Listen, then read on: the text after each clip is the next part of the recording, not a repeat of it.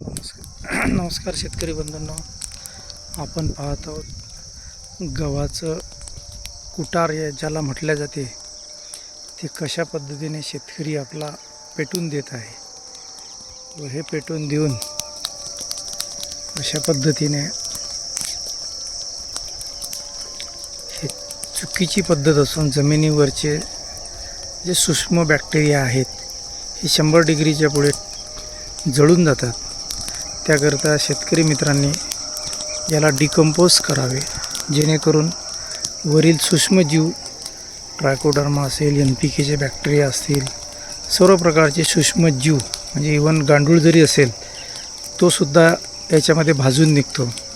ते हे खूप मोठं नुकसान शेतकरी मित्रांचं आहे।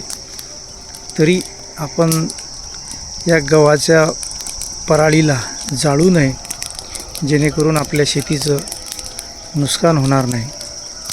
आपण हे पाहू शकतो कशा प्रकारे पूर्ण वरचं 1 इंचाच्या थरामधील सर्व बॅक्टेरिया जळत आहेत। त्याच्यामुळे आपल्याला हा नुकसान होणार आहे। तिकडे पेटत गेलं का?